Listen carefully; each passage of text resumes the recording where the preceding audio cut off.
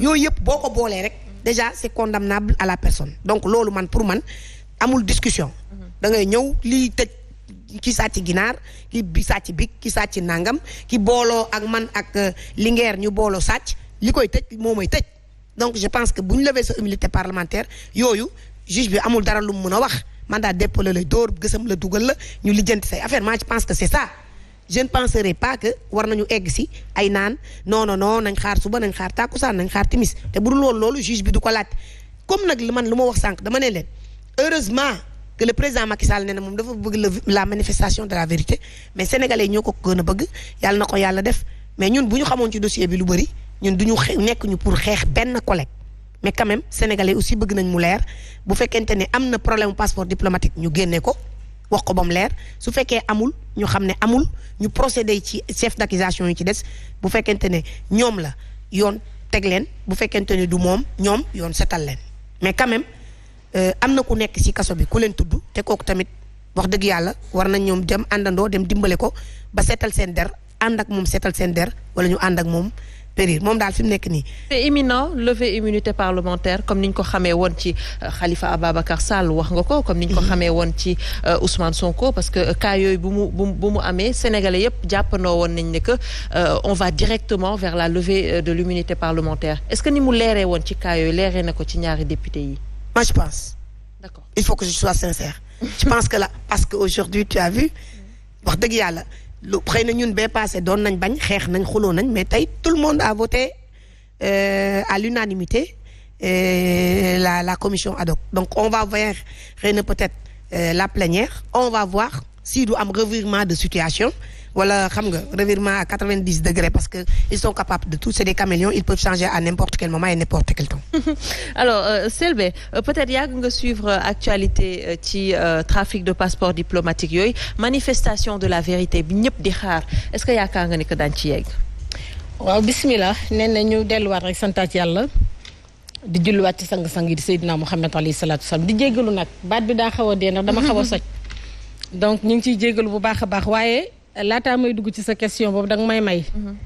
ndax dañ fee tudd waa ji nga xamante ni Sénégal lenn rek li nga la ñu amoon lu leen xawoon a metti mooy yéex cee jot muy le grand maître Abdoulaye Wade ñun daf ñoo tette ñun daf ñoo won yoon ñun tey bu ñu demee ba dugg ci politique yàlla ak jëmm joojee moo tax ñu dugg ci politique kon bu ñu toogee ci milieu ñu di ko sargal buñ ci waxut bu ñu ñibbee nañu am problème tem ñu feebar te loolu bëgguñu ko ndax tey yàlla dafa def ki nga xam ne moom la ñuy àndal ci guddi gii ci la grande coalition gëm sa bopp muy le président Bougane Gueye Dany man Ndeye Selbé Linguère su ma koy xool jëmmu Ablaye Wade laay gis rawatina couleur yi nga xamante ni moo tax dara du hasard bleu jaune bi nga xam ne moom la Abdoulaye Wade doon yor ñun bleu jaune boobu la ñu yor non di ngeen bàyyi sax ci ay couleur ñun bleu jaune boobu la ñu yor xam nga duma ko ci caution xam nga loolu sant yàlla lay doon ndax ñun Wade dañ koo bëgg te en maanaam li nga xamante ni non li nga xamante ni non maa ngi dikk li nga xamante ni tey jii dañu koy xam nga maanaam jël lu baax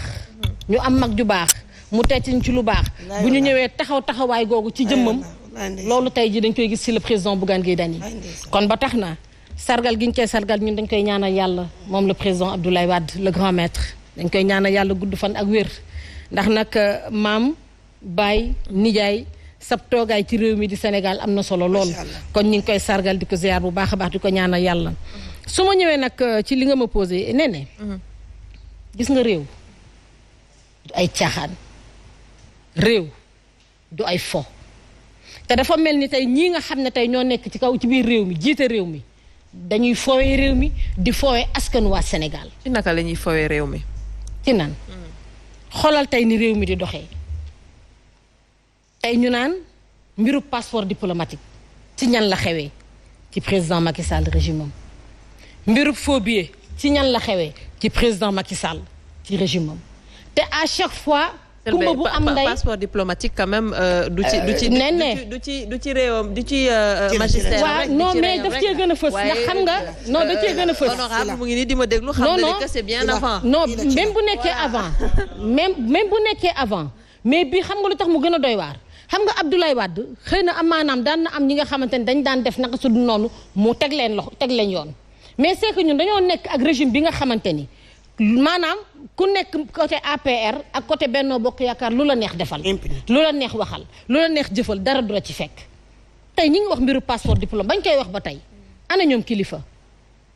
ana ñoom Simon ñi ngi ne leen ràpp ci biir kaso bi dañ ñu leen tëj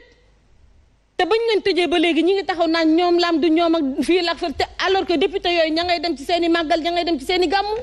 donc xam nga dafa am 2 poids 2 mesures kon réew dafa am noo xam ne noonu lañ koy yore ba tax na ñun de ba fii ñu taxaw nii ak ni ñu patamee woon Ousmane Sonko def ko yëf yi mu accéléré def ko yëf yi mu nekk fast track noonee la ñu soxla woon ñu defee ko ci député yi nga xamante ni ñoom ñoo nekk ci wàllu Benno Bokk Yaakaar ñoom ñoo nekk ci wàllu APR di lijjanti mbiru passeport yi ak tamit mbiru mariage yi nga xamante ni kenn xamul parce que ñun actuellement passeport rek la ñuy wax mais mariage yaa ngi ci biir nen ne mariage yi kan moo ko doon takk sëy yooyu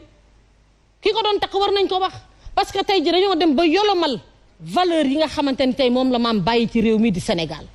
régime bii dañoo dem tey ba yolomal dignité jomm fulla fayda gi nga xamante ni loolu la maam bàyyi woon fii ci réew mi di Sénégal kon ñun dañuy waxaat rek am nañu yaakaar nag ne doonte yéex na waaye nag dinañu def lépp mu jaar ci yoon ba nga xamante ni yoon dina tranché lii dëgg. d'accord gëm nañu suñu justice su réew. sëñ Saliou peut-être teg nañ benn pas pour jëm ci éclater carrément la vérité xam naa laata ñu wax ci assemblée bi laata ñuy dem ci investiture yi tas coalition yi en tout cas. Sur l'Assemblée nationale. Oui, bien sûr. D'accord. Mais affaire au passeport diplomatique yi je crois que ça fait presque plusieurs émissions ñoo ngi ciy wax man li ma doon wax rek mooy dans un premier temps affaire bi mi ngi xewee au niveau du ministère des Affaires étrangères parce que ñoom ñooy délivrer passeport yi donc ce qui est sûr et certain mooy enquête administrative dafa waroon njëkk a am au niveau du ministère des Affaires étrangères loolu dafa war a am forcément parce que le ministère de Aïssata Tall Sall est complètement éclaboussé dans cette affaire-là ñoom dañ ci laal lépp parce que ñoom ñooy délivrer passeport ñoo koy signé donc bu fekkente ne moom au niveau de son service dañ leen a tuumaal ci loolu bala ñuy wax assemblée moom dafa war mener une enquête administrative ba pare et da am na nu mu doon demee tey duñu sax egsi fii bu fekkoon moom defoon na saisine au niveau du procureur de la République parce que aussi am na lu ko yoon may pour mu mën fa jaar ba def loolu mais elle l'a pas fait elle a essayé de jouer avec les Sénégalais pour jëm war ne moom laalu ci alors que son ministère est impliqué mais me préciser à l'endroit de Selbé et de Mame Diarra que l'affaire des passeports ça transcende même le régime du président Wade jusqu'à Diouf les passeports chinois yi je crois que ñëpp dégg nañ ko fii à partir de 1996 combien de passeports on a donné à des Hongkongais combien il y en a plusieurs en 2000 quand Wade prenait le pouvoir presque am na 3000 passeports yoo xamante ne nii il fallait nécessairement ñu xool quels sont les détenteurs pour ñu mën ko annuler et à l'époque le président Wade avait même chargé Cheikh Tidiane Gadio de faire ce travail là mais malheureusement bukki bi matoon Abdou Diouf moom mat Abdoulaye Wade parce que une fois installé au pouvoir lui aussi il a usé de ses passeports diplomatiques comme c'est pas possible hein Macky Sall bi mu ñëwee au pouvoir il a dit que il avait 30 000 passeports diplomatiques yoo xamante ne nii sous le régime de Wade yu ñu joxe dans des conditions irrégulières il fallait nécessairement aussi mettre un terme à ça mais moom aussi la mu doon wax jëfewu ko parce que par la suite il a eu les mêmes travers ce qui signifie que donc régime yëpp seen goulot d'étranglement c'est d'abord le problème des passeports diplomatiques loolu je crois que il va falloir que nag ñu régler ko définitivement maintenant pour en revenir vraiment à ces deux-là pour man dama jàpp ne d'ailleurs je crois Selbé juñ la ko dafa transcender ces deux députés-là il ne faut pas que ñoom qu'ils soient aussi les agneaux du sacrifice dafa leen transcender parce que au-delà des deux députés c'est-à-dire dafa am d'autres complicités et je ne cesse de les dire toujours au sein des collectivités au sein des mairies daf ci am aussi des complicités. Oui, mais c'est sûr qu'on va pas seulement se limiter à ces deux députés. Non, d'accord mais xam nga pour l'instant yëf yi ni muy demee nii on a l'impression qu'on veut circonscrire la chose là autour de ces deux-là ni muy doxee nii on a l'impression que dañ ko bëgg a circonscrire ci ñooñu rek alors que j'ai dit que ça dépasse largement loolu nag on attend aussi que le procureur moom bés bu ñu sumee seen mbalaanu kirlaay ñu xool ndax procureur bi dina mën a étendre vraiment parce que il faut qu'on ouvre une information judiciaire te bu ñu ko ubbee non nécessairement dina dem foo xamee ni peut-être nit ñi sax foogewuñu ko woon et j'ai dit que il faut non seulement au niveau des collectivités mais il faut au niveau de la présidence de la République mais aussi au niveau des affaires étrangères mais su yemee biir Assemblée nationale ça signifie que ñoom def nañ la neex man nag maa ngi ubbi samay gët comme beaucoup de Sénégalais di xaar quelles que soient maintenant les lenteurs au niveau de la procédure quelles que soient les lenteurs ce qui est sûr et certain mooy la vérité finira par triompher parce que ñoom suñu génnewul vérité bi ñun Sénégal yi dinañ génne on sortira la vérité sur ce problème là. D'accord Cheikh Omar. xam nga Olof Ndiaye dafa ne. en tout cas sëñ Saliou yow moom depuis le début yaa ngi mené say enquête di teg di denc. sëñ Saliou mooy Dérick xamul nga inspecteur Dérick nee na xam nga Olof Ndiaye dafa ne bu yàpp yëpp meloon ni rees kenn du soxla paaka maanaam bu député yu bëri meloon ni Mame Diarra Fam wala Mamadou Lamine Diallo et cetera wala sëñ Mansour Sy Djamil je cite duñu egg fii mais ici ñii ils se sont illustrés d'une manière peu commode. On me dira que oui institution mais on a désacralisé l'institution législature bu ñëw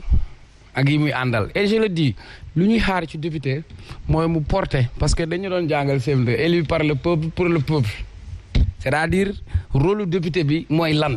je vais entendre le député de Saraya se battre avec le ministre de la santé pour lui dire que dans ce budget on a besoin d'avoir poste de santé wala ambulance je vais entendre député Pikine mu taxaw biir assemblée ne ñun amuñu caserne sapeur pompier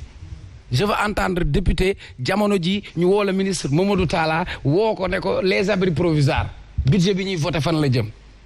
mais à chaque fois que bu ñu déggee c'est sur des questions politiques wala sur des questions de faits divers ou de mœurs malheureusement c'est ce qu'on nous a servi ba nous on a divorcé de cette assemblée nationale sama waxu maam ja Faduma Ndiaye na ko yàlla yërëm li mu ma doon wax naan ma bolle puy de au assemblée ko bolle puy de ala wi noonu ni waaw bolle puy de mooy loo xam ne amul njëriñ moo tax man laa war wi noonu sentiruñu impact bi beneen bi gis nga je vais emprunter à Dame Mbodj terme am boobu layam yi jarul layam yi xam nga li fi am